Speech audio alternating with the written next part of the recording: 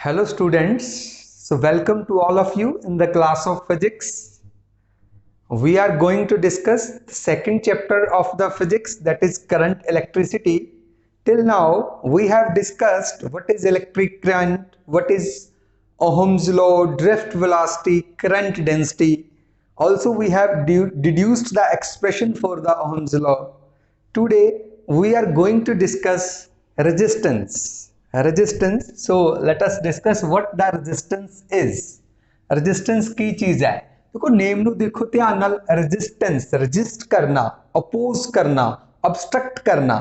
ਤਾਂ ਜਦੋਂ ਕਿਸੇ ਵੀ ਮਟੀਰੀਅਲ ਦੇ ਵਿੱਚੋਂ ਕਿਸੇ ਵਾਇਰ ਚੋਂ ਕਰੰਟ ਫਲੋ ਕਰਦਾ ਹੈ ਤਾਂ ਉਹ ਮਟੀਰੀਅਲ ਕਰੰਟ ਨੂੰ ਰੋਕਣ ਦੀ ਕੋਸ਼ਿਸ਼ ਕਰਦਾ ਹੈ, ਉਹ ਕਰੰਟ ਨੂੰ ਅਪੋਜ਼ ਕਰਦਾ ਹੈ, ਕਰੰਟ ਨੂੰ obstruct ਕਰਦਾ ਹੈ। तो यही ओपोजिशन ਨੂੰ ਆਪਾਂ ਕੀ ਕਹਿ ਰਹੇ ਹਾਂ? ਰੈਜ਼ਿਸਟੈਂਸ ਕਹਿ ਰਹੇ ਹਾਂ। So resistance it is basically ਦਾ opposition offered by the conductor to the flow of current through itself, that is called electrical resistance। clear हो गया? तो resistance देखो मेरे को एक कंडक्टर है, इस कंडक्टर का लेंथ मैं ले लिया L, area of cross section A है, तो इसनों मैं एक बैटरी नाल जोड़ लिया। Clear?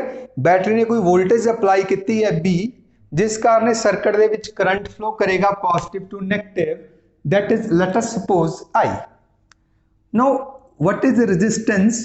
As we also discussed in Ohm's law, the resistance is the ratio of the potential difference applied across the ends of the conductor. कितना potential difference ਆਪਾਂ ਨੇ लगाया है टू द करंट, उस कंडक्टर ਦੇ ਵਿੱਚੋਂ ਕਿੰਨਾ ਕਰੰਟ ਫਲੋ ਕਰ ਰਿਹਾ ਹੈ। ਤਾਂ ਆਪਾਂ ਰੈਜ਼ਿਸਟੈਂਸ ਕਿਵੇਂ ਕੈਲਕੂਲੇਟ ਕਰ ਸਕਦੇ ਹਾਂ? V/I। ਤਾਂ ਇਸ ਮੈਥਡ ਨਾਲ we can calculate the resistance of a conductor. Clear ਹੋਇਆ? ਆਪਾਂ ਗੱਲ ਕਰਦੇ ਹਾਂ ਯੂਨਿਟਸ ਦੀ। ਹੁਣ ਦੇਖੋ ਜੇਕਰ ਮੈਂ ਯੂਨਿਟਸ ਦੀ ਗੱਲ ਕਰਾਂ, R = V/I ਹੈ। ਹੁਣ V ਦਾ ਯੂਨਿਟ ਜੋ ਹੈ ਪੋਟੈਂਸ਼ੀਅਲ ਡਿਫਰੈਂਸ ਦਾ ਯੂਨਿਟ ਕੀ ਹੁੰਦਾ ਹੈ? ਵੋਲਟ। ਕਲੀਅਰ? ਤੇ ਕਰੰਟ ਦਾ ਯੂਨਿਟ ਕੀ ਹੁੰਦਾ ਹੈ? एम्पीयर। तो आप कह सकते हैं रेजिस्टेंस का यूनिट क्या हो गया? वोल्ट पर एम्पीयर। क्लियर? तो वोल्ट पर एम्पीयर ਨੂੰ ਆਪਾਂ ਨਾਮ देता ओहम। ओम कह ਦਿੰਦੇ ਆ ਇਸ ਨੂੰ ਆਪਾਂ। ਤਾਂ रेजिस्टेंस ਦਾ जो SI यूनिट है दैट इज ओम। क्लियर? ओम ਨੂੰ डिफाइन ਕਰਦੇ ਆ व्हाट इज 1 ओम। ਹੁਣ देखो जेकर मेरे को वोल्टेज है, जो पोटेंशियल डिफरेंस है दैट इज 1 वोल्ट एंड जो करंट है दैट इज 1 एम्पीयर। तो मेरे को रेजिस्टेंस देखो कितना आएगा, इनू मैं 1 पुट करदा, करंट भी कितना फ्लो कर रहा है? 1 एम्पीयर फ्लो कर रहा है। तो जो मेरे को रेजिस्टेंस आ गया दैट इज 1 ओम। क्लियर? तो देखो किस तरह मैं डिफाइन कर रहे हैं। Resistance of a conductor is said to be 1 ohm. Resistance of a conductor is said to be 1 ohm if 1 ampere current is flowing through it। 1 ampere current is flowing through it when a potential difference of 1 volt is applied। Once again I am repeating, resistance of a conductor is said to be 1 ohm when 1 ampere current is flowing through it when a potential difference of 1 volt is applied across the ends of the conductor। So this is called 1 ohm resistance। Clear हो गया? अच्छा, ओम ਨੂੰ ਆਪਾਂ ਇਸ ਤਰ੍ਹਾਂ ਵੀ ਲਿਖ ਦਿੰਨੇ ਆ, ਇਸ ਸਿੰਬਲ ਨਾਲ, ओमेगा ਸਿੰਬਲ ਹੈ, ਇਸ ਨਾਲ ਵੀ ਆਪਾਂ ਕਈ ਜਗ੍ਹਾ ਤੇ ओम ਨੂੰ ਲਿਖਿਆ ਕਰਾਂਗੇ। ਠੀਕ ਹੈ? ਹੁਣ ਕੁਝ ਮਟੀਰੀਅਲਸ ਨੇ ਆਪਣੇ ਕੋਲ, ਜਿਵੇਂ ਸਿਲਵਰ ਹੈ, 골ਡ ਹੈ, ਆਇਰਨ ਹੈ, ਜਿਵੇਂ ਉਹਨਾਂ ਨੂੰ ਇੱਥੇ ਲਗਾ ਦਿਆਂ ਤੇ ਜੋ ਬੜਾ ਜ਼ਿਆਦਾ ਕਰੰਟ ਪਾਸ ਕਰੇਗਾ, ਕਿ ਇਹ ਮਟੀਰੀਅਲ ਦੀ ਰੈਜ਼ਿਸਟੈਂਸ ਲੋ ਹੁੰਦੀ ਹੈ, so high current will pass through them। But ਕੁਝ ਮਟੀਰੀਅਲਸ ਇਸ ਤਰ੍ਹਾਂ ਦੇ ਨੇ, ਜਿਵੇਂ ਵੁੱਡ ਹੈ, ਗਲਾਸ ਹੈ, प्लास्टिक है, जे आपां उन्हां नूं इस सर्किट दे विच लगावांगे तो current will be very low और there will be no current. Why? Because these materials have very high resistance. Clear? तो हाई रेजिस्टेंस है जिन्हां दी, उन्हां चों करंट पास नहीं करेगा, जब बहुत ही पुअर करंट पास करेगा। तो इस तरह की डिवाइसिस नूं आपां जनरली की कह दिंदे आ? पुअर कंडक्टर जां इंसुलेटर्स, जिन्हां दी रेजिस्टेंस हाई होएगी। तो जिन्हां दी रेजिस्टेंस बहुत लो हुंदी है, करंट ज़्यादा पास करेगा, उन्होंने आपां की कह दिंदे आ? कंडक्टर्स कह दिंदे आ। क्लीयर होई गल?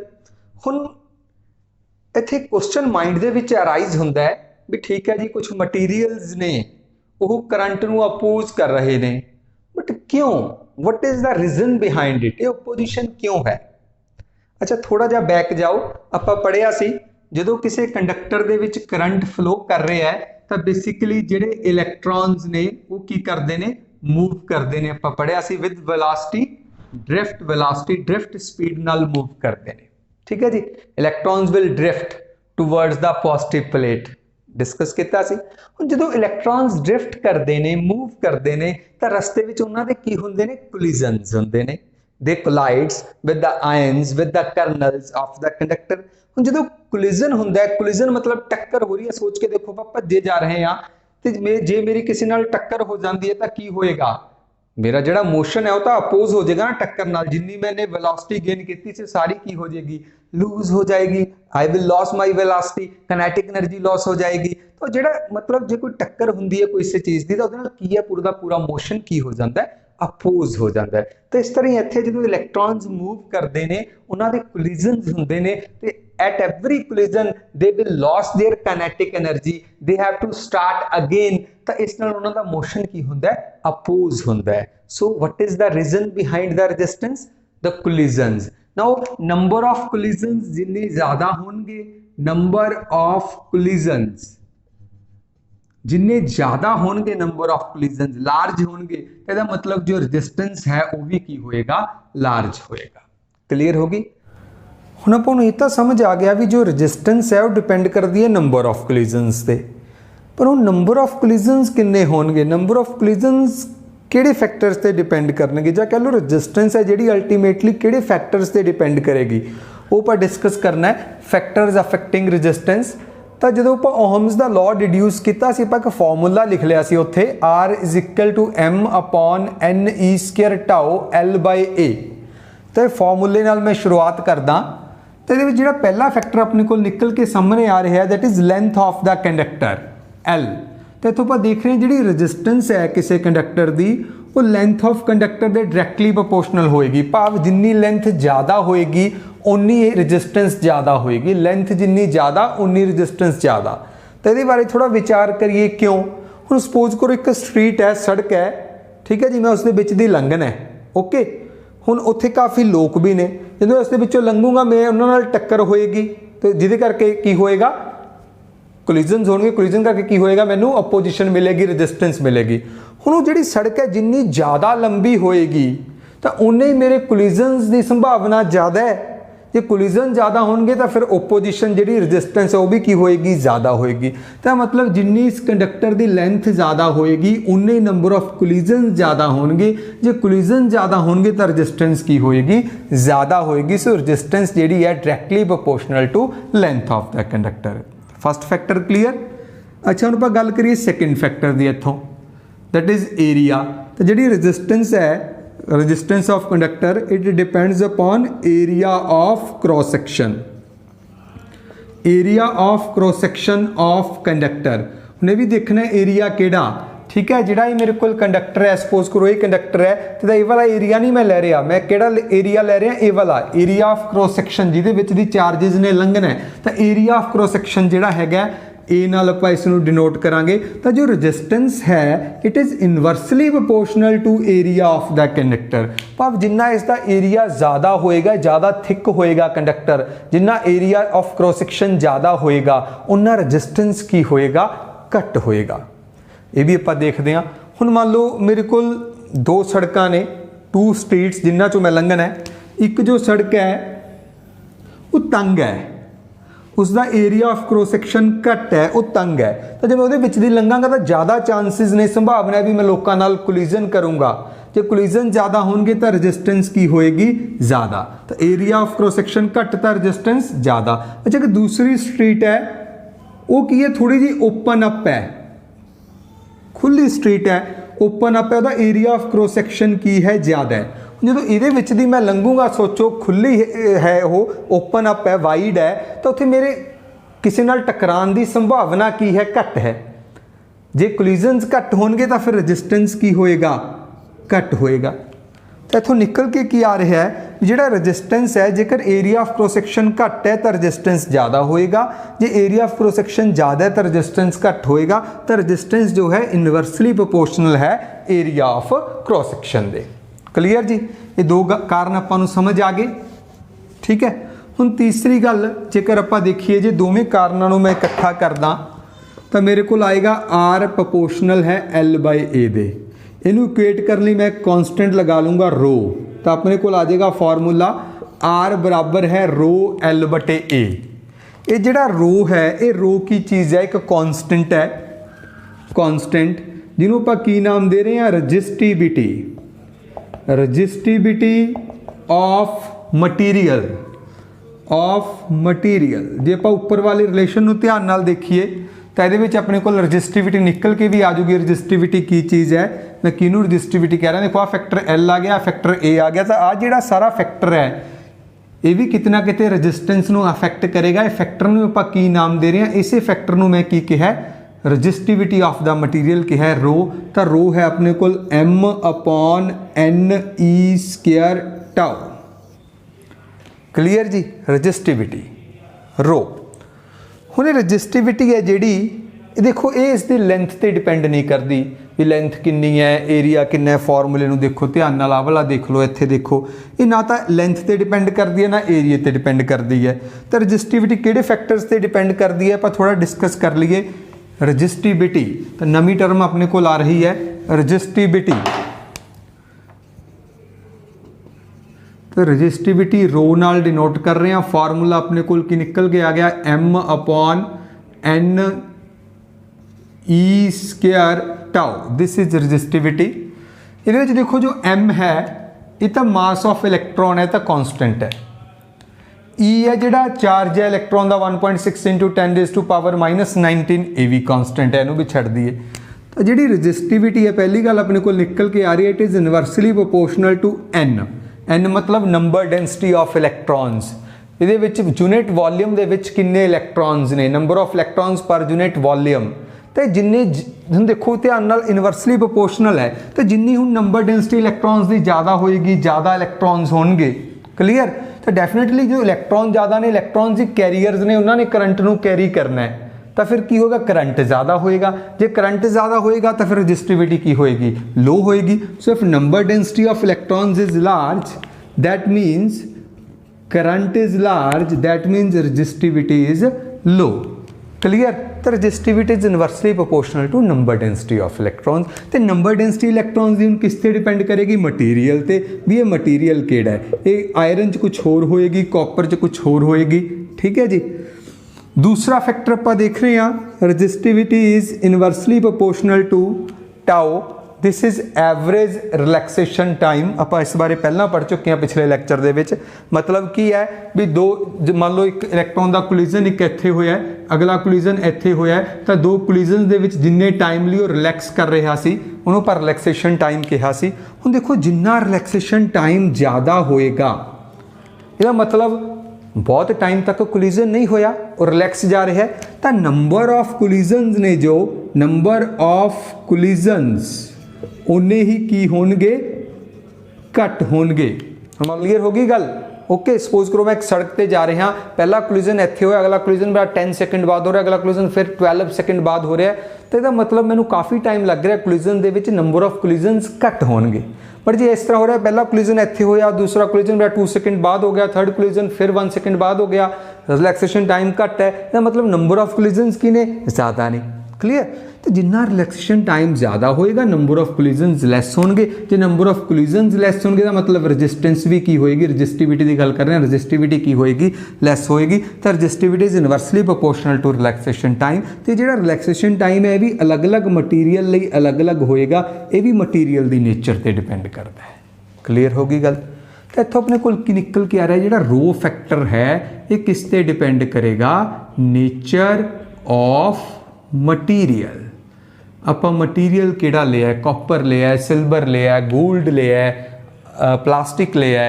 क्लीयर, ये किसी भी तरीके नाल कंडक्टर की लेंथ ते, एरिए ते, शेप ते, साइज ते डिपेंड नहीं करेगा, जस्ट नेचर ऑफ मटीरियल ते डिपेंड करेगा। ओके, अच्छा हुण आपां थोड़ा जा डिफाइन कर लीए रजिस्टिविटी नूं, भी रजिस्टिविटी की चीज़ है। देखो आप फॉर्मूला देखिया आर बराबर है रो एल बटे ए। क्लीयर है फॉर्मूला अपने को। जिस दे विच L सपोज करो मेरे को कंडक्टर है, इसका लेंथ है जो 1 यूनिट है, लेट अस सपोज, तो इसका जो एरिया ऑफ क्रॉस सैक्शन है वो भी 1 स्क्वायर यूनिट है। क्लीयर। तो जेकर मैं इत्थे पुट करदा तो रजिस्टेंस की मेरे को value R is equal to rho into L की वैल्यू 1 अपॉन एरिया 1, तो मेरे को की आ गया रो इज इक्वल टू की आ गया मेरे को R। तो इत्थों ही देखो, इत्थों मैं डिफाइन कर सकता what is resistivity. Resistivity is equal to the resistance of a conductor whose length is 1 unit and whose area is 1 unit. Clear. whose length is 1 unit as well as whose area of cross section is 1 square unit। तो वो जो conductor है उसकी जो resistance है उसनूं आपां की कहांगे, रजिस्टिविटी कहांगे। इस दे यूनिट्स की होणगे, जेकर आपां यूनिट्स की गल करिए, देखो रो मेरे को निकल के की आ गया R into A divided by L। Now R दे यूनिट हो गए ohm, A metre square divided by L की हो गया मीटर। सो इट इज अपने को क्या आ गया है ओम मीटर। तो जो रजिस्टिविटी है इस दे यूनिट्स क्या होंगे, ओम मीटर। क्लियर होगी गल। तो दिस इज रजिस्टिविटी। बेटा जो अगला फैक्टर आप देखते हैं भी टैंपरेचर का किसी कंडक्टर की रजिस्टेंस या रजिस्टिविटी उपर की इफेक्ट होएगा। तो effect of temperature on the resistance और रजिस्टिविटी। अच्छा हम देखो अपने को आप पढ़िया सी मैटल का पीस है, ये की होंगे करनल्स होंगे ने आयन्स, पॉजिटिव आयन्स तो इलैक्ट्रॉन्स, फ्री इलैक्ट्रॉन्स होंगे ने। हुण जेकर मैं इसनूं कोई हीट सप्लाई कर रहा, इसका टैंपरेचर इंक्रीज कर रहा है, तो टैंपरेचर इंक्रीज करने नाल की होएगा, जिहड़े आयन्स ने, करनल्स ने, इन्हां दा जो वाइब्रेटरी मोशन है वो इंक्रीज हो जाएगा। ये ज़्यादा एंपलीट्यूड नाल वाइब्रेट करनगे। जे लो टैंपरेचर से इस तरह वाइब्रेट कर रहे हैं तो हाई टैंपरेचर से इस तरह वाइब्रेट करनगे, वाइब्रेटरी मोशन इंक्रीज हो जाएगा। दूसरा जिहड़े फ्री इलैक्ट्रॉन्स अपने हैगे ने, इन्हां दा भी रैंडम मोशन जिहड़ा हैगा इंक्रीज होएगा। ठीक है जी। उस नाल की होएगा, जिहड़े नंबर ऑफ कोलिजन्स ने, नंबर ऑफ कोलिजन्स ये की कर जाएंगे, इंक्रीज कर जाएंगे। हुण देखो जे किसी सड़क तो मैं लंघ रहा, बिल्कुल सीधा लंघ रहा, उत्थों के जिहड़े लोग खड़े ने वो भी अपनी अपनी जगह पर खड़े ने, तो मैं सीधा इस तरह लंघ रहा, तो मेरे टकरान की कोलिजन की संभावना घट है। तो वही सड़क पर जेकर मैं इस तरह करते जा रहा, कदे इधर कदे इधर, उत्थे जिहड़े खड़े लोग ने वो भी इस तरह, कोई इधर आ रहा कोई इधर, इस तरह तुर फिर रहे हैं, तो उदों की टकराउन की संभावना ज़्यादा हो जाती है। तो जो इन्हों का सारिਆਂ का रैंडम मोशन वध जाएगा तो नंबर ऑफ कोलिजन्स वधणगे, तो जो नंबर ऑफ कोलिजन्स वधणगे तो उस नाल जिहड़ी रजिस्टिविटी है वो की कर जाएगी, इंक्रीज कर जाएगी। नाल दी नाल आपां भी कह सकते हैं जिहड़ी रजिस्टेंस है, क्योंकि दोवें एक दूजे दे सीधे डायरैक्टली प्रोपोर्शनल ने, तो रजिस्टेंस भी की कर जाएगी, इंक्रीज कर जाएगी। आपां गल कर रहे हैं सिर्फ मैटल्स दी, कंडक्टर्स दी। ये थ्योरी इंसुलेटर्स या सैमी कंडक्टर्स से अप्लाई नहीं करनी, कंडक्टर्स की गल कर रहे हैं। जो टैंपरेचर इंक्रीज करोगे, with the increase of temperature the resistance will increase. Why? Because the number of collisions will increase. इन्नी गल समझ आ गई। ठीक है।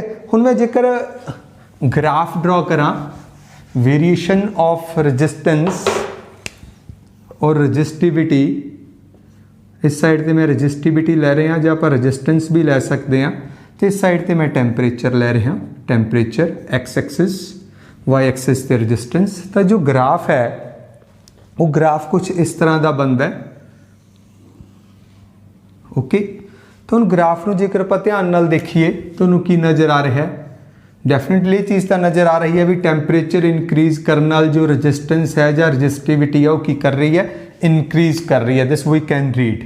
बट ये भी ध्यान रखना, देखो जो मैं इस रीजन के इत्थे तक आप कह सकते हैं, इत्थे जो temperature it is low temperature, तो जो तक टैंपरेचर लो है तो उदों जी रजिस्टिविटी है, कर्व देख रहे हैं आप, वो कर्व स्ट्रेट लाइन नहीं हैगी। तो फॉर लो टैंपरेचर जी रजिस्टिविटी है it is not directly proportional to temperature, directly proportional नहीं हैगी, नॉन लीनियर है। कर्व जी है देख रहे हो की है, नॉन लीनियर कर्व है, स्ट्रेट लाइन नहीं हैगी। उस तो बाद जिहड़ा ये पोर्शन देख रही हूँ मैं तुहानूं दिखा रहा पॉइंट ए तो लैके पॉइंट बी तक, ये हाई टैंपरेचर है बट बहुत ज़्यादा हाई टैंपरेचर भी नहीं है। एट हाई टैंपरेचर आप की देख रहे हैं, ग्राफ देखो it is almost straight line.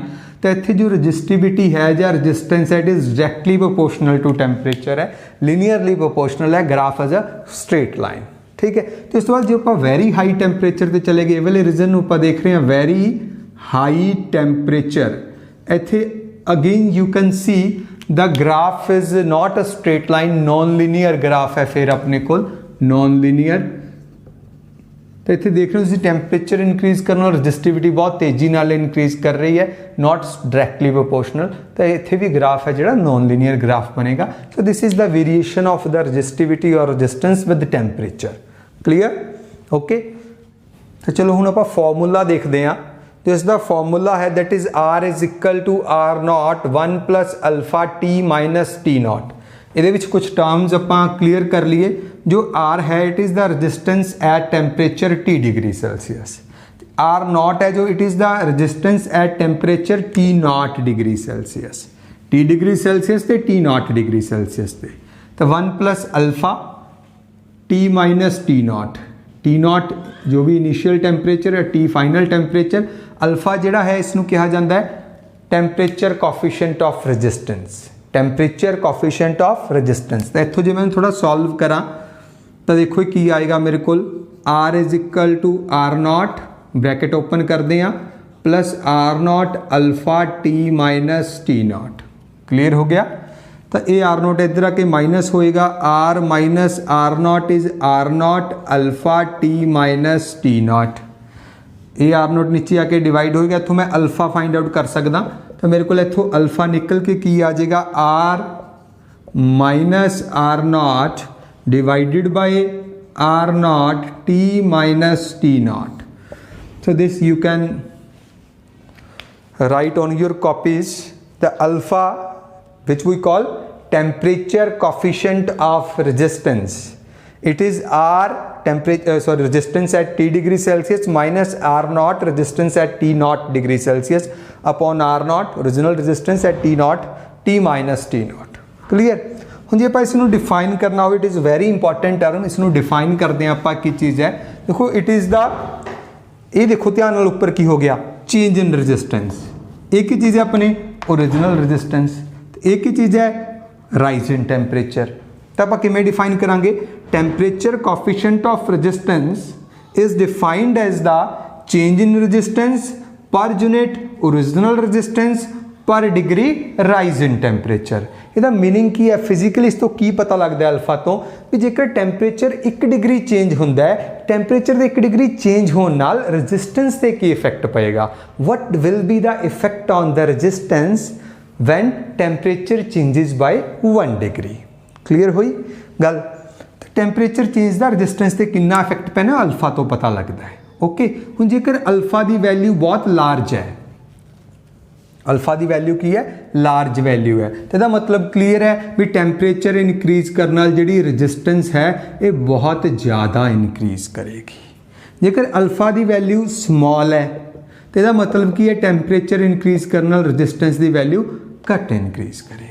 Clear होगी गल? तो अल्फा की वैल्यू तो थोड़ा आइडिया होएगा, जो अल्फा की वैल्यू लार्ज है तो रजिस्टेंस बहुत लार्जली चेंज होनी है। ठीक है जी, 1 डिग्री टैंपरेचर में जो अल्फा की वैल्यू स्मॉल है तो रजिस्टेंस बहुत घट चेंज होनी है। नाल एक होर भी चीज़ क्लीयर कर सकते हैं, जेकर अल्फा की वैल्यू पॉजिटिव है, इसका मतलब की है जो अल्फा की वैल्यू पॉजिटिव आ रही है तो टैंपरेचर इनक्रीज करने नाल रजिस्टेंस इनक्रीज होएगा, जिमें कि कंडक्टर्स दे विच हुंदा है, अलॉयज़ दे विच हुंदा है। ठीक है जी, जेकर अल्फा की वैल्यू नैगेटिव है, ਇਹਦਾ की मीनिंग होया? ਇਹਦਾ मीनिंग है ओपोजिट बिहेवियर होया। जो टैंपरेचर मैं इनक्रीज करूँगा तो रजिस्टेंस बेटा की करेगी? डिक्रीज करेगी, ओपोजिट हो जाएगा नैगेटिव का मतलब। ठीक है, टैंपरेचर इनक्रीज करना रजिस्टेंस क्या करेगा? डिक्रीज करेगा। तो ये कित्थे हुंदा है? एक हुंदा है अपने कोल सैमी कंडक्टर्स के केस दे विच हुंदा है ते इंसुलेटर्स के केस दे विच हुंदा है। गल क्लीयर होगी? पर आप इस चैप्टर ज़्यादा कंडक्टर्स की गल कर रहे हैं तो कंडक्टर्स के लिए अल्फा पॉजिटिव होएगा, सैमी कंडक्टर्स के लिए इंसुलेटर्स के लिए अल्फा की होएगा? नैगेटिव होएगा। क्लीयर? तो अल्फा के नाल दी नाल मैं यूनिट्स की गल कर ला। देखो जी अल्फा के यूनिट्स की गल करा, उपर आएगा अपने को ओम, नीचे भी आएगा ओम, ओम नाल ओम कैंसल हो जाना है तो 1 बाई टैंपरेचर रह गया। 1 बाई टैंपरेचर का यूनिट ज़्यादा डिग्री सेल्सियस हो सकता है या कैल्विन हो सकता है। ठीक है जी, तो अल्फा का यूनिट की आ गया? कैल्विन -1। ठीक है जी, इतने डिग्री सेल्सियस यूज़ करोगे तो degree Celsius -1। So this is the unit of the temperature coefficient of the resistance. Clear? समझ आई? सेम ही रिलेशन तुसी रजिस्टिविटी लिए भी लिख सकते हो, कोई प्रॉब्लम नहीं, कोई रजिस्टेंस ते रजिस्टिविटी डायरैक्टली प्रोपोर्शनल ही ने, तो rho minus rho naught upon rho naught t minus T naught, the same relation can be written for resistivity. It's okay students, हुण आपां एक न्यूमेरिकल हल करते हैं। तो देखो स्टेटमेंट है, wire of resistance 5 ohm is drawn so that its length is increased to twice of its original length, calculate the new resistance। तो एक वायर है, ठीक है जी, ਉਹਦੀ ਲੈਂਥ ਆਪਾਂ L1 ਸਪੋਜ਼ ਕਰ ਲਈ, L ਹੈ, ਏਰੀਆ A1 ਹੈ, ਜਿਹੜਾ ਏਰੀਆ ਆਫ ਕ੍ਰੋਸ ਸੈਕਸ਼ਨ ਆਪਾਂ ਸਪੋਜ਼ ਕਰ ਲਿਆ A ਹੈ, ਤੇ ਇਹਦੀ ਰੈਜ਼ਿਸਟੈਂਸ 5 ohm 5 ohm ਆਪਾਂ ਨੂੰ ਗਿਵਨ ਹੈ, ਠੀਕ ਹੈ ਜੀ। ਆਪਾਂ ਇਸ ਵਾਇਰ ਨੂੰ ਕੀ ਕੀਤਾ, ਸਟ੍ਰੈਚ ਕੀਤਾ, ਡਰਾਨ ਕੀਤਾ ਗਿਆ, ਤੇ ਕਿਵੇਂ ਡਰਾਨ ਕੀਤਾ ਗਿਆ, ਜਿਹੜੀ ਇਹਦੀ ਲੈਂਥ ਹੈ ਨਾ increased to twice of its original length, ਯਾਨੀ ਜਿੰਨੀ ਪਹਿਲਾਂ ਸੀ ਉਹਦੀ ਡਬਲ ਹੋ ਗਈ, ठीक है जी। तो फिर L2 ये कितना हो गया, ये 2L हो गया अपने को, L2 की वैल्यू कितने आ गई अपने को 2L आ गई। ਹੁਣ ਜਿਹੜਾ ਏਰੀਆ ਜੋ ਆਪਾਂ ਇਸ ਨੂੰ ਇਸ ਤਰ੍ਹਾਂ ਸਟ੍ਰੈਚ ਕੀਤਾ, ਲੈਂਥ ਵਧੀ, ਤਾਂ ਏਰੀਆ ਜਿਹੜਾ ਡਿਕਰੀਜ਼ ਹੋਇਆ ਹੋਵੇਗਾ, ਕਿੰਨਾ ਆਪਾਂ ਨੂੰ ਪਤਾ ਨਹੀਂ, ਤੇ R2 ਆਪਾਂ ਕੈਲਕੂਲੇਟ ਕਰਨਾ ਹੈ। ਇੱਥੇ ਇੱਕ ਜਿਹੜਾ ਕੀ ਪੁਆਇੰਟ ਹੈ, ਤੁਸੀਂ ਇਹ ਧਿਆਨ ਰੱਖਣਾ, ਜਦੋਂ ਕਿਸੇ ਵੀ ਵਾਇਰ ਨੂੰ ਸਟ੍ਰੈਚ ਕਰਦੇ ਹੋ, ਲੈਂਥ ਇਨਕਰੀਜ਼ ਹੁੰਦੀ ਹੈ, ਉਨਾ ਹੀ ਏਰੀਆ ਡਿਕਰੀਜ਼ ਹੁੰਦਾ ਹੈ, ਤਾਂ ਕਿ ਜਿਹੜਾ ਵੋਲੀਅਮ ਹੈ ਨਾ, ਉਹ ਵੋਲੀਅਮ ਕਾਂਸਟੈਂਟ ਰਹਿੰਦਾ ਹੈ। ਤਾਂ ਇਹਦਾ ਵੋਲੀਅਮ A1 L1, ਇਹਦਾ ਵੋਲੀਅਮ A2 L2 ਇਹ ਕਾਂਸਟੈਂਟ ਹੈ, ਬਰਾਬਰ ਹੋਏਗਾ।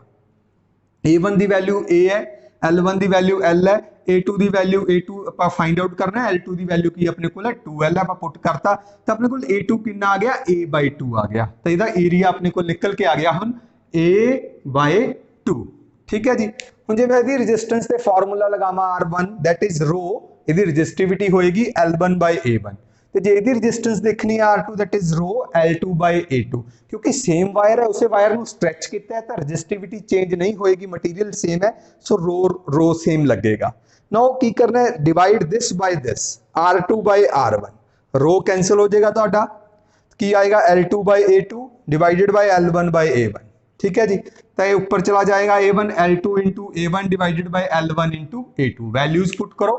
L2 की वैल्यू अपने को कितनी सी 2L, A1 की वैल्यू A, L1 की वैल्यू L, A2 की वैल्यू आप सॉल्व की है A/2, L cancel A cancel, 2 ऊपर जाके मल्टीप्लाई हो जाएगा, so R2/R1 is equal to 4, R2 is equal to 4R1, R1 की वैल्यू 5 से पुट की, तो 4 इंटू 5 इट इज 20 ओम। तो अपने को इसकी जो रजिस्टेंस है इस वायर की कितनी आ गई अपने को 20 ओम आ गई।